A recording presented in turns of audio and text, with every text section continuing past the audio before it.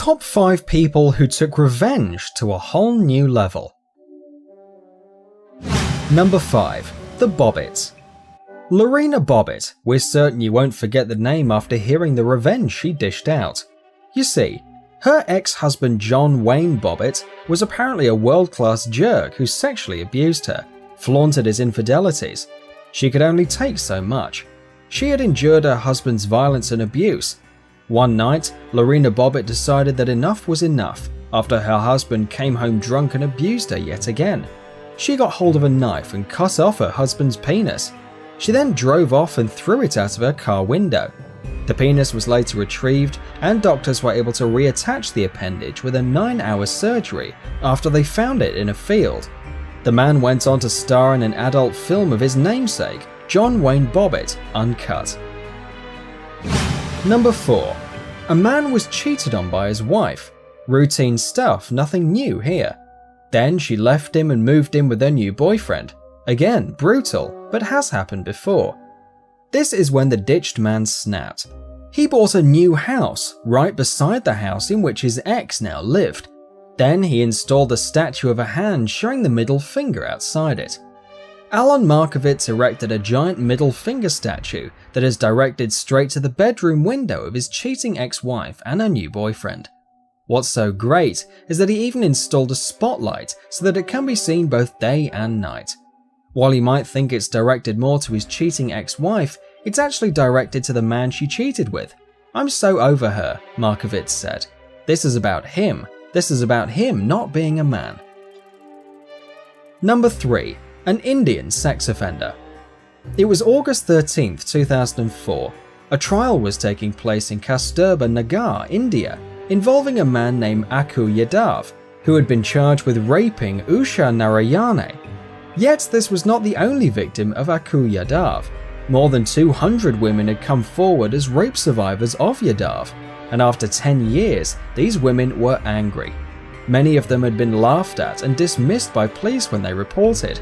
So it was at this trial that they took the law into their own hands.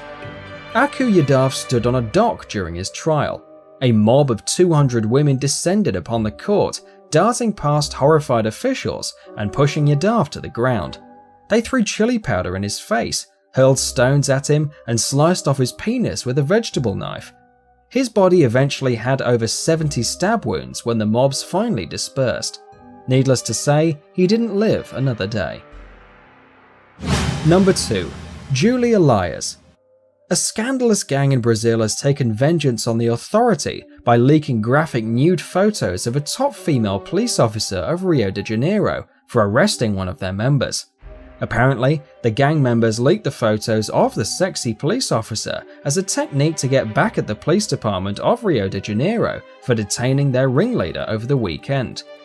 According to Media Takeout, or MTO, the gang hacked into the private storage cloud account of a top officer of the Brazilian military police of Rio de Janeiro named Julia Liars and stumbled on her naked pictures. Upset at the arrest of its members, including their leader, they promptly released the nude photos.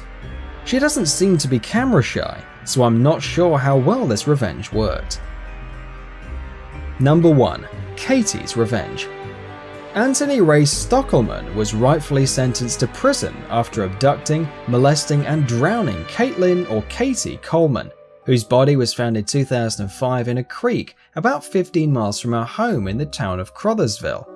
While we may think that prison is really bad, imagine what other prisoners think about child molesters. Child molesters rank near the bottom of the prison hierarchy and are often brutalized by other inmates.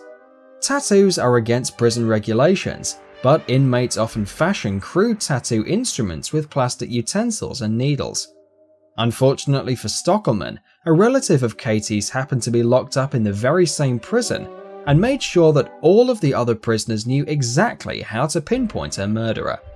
One night, prison security had to remove Stockelman from the rest of the prison population because they found the words "Katie's Revenge" tattooed on his forehead. Thanks for watching and hope you enjoyed. Check out one of these videos and don't forget to subscribe to support more videos.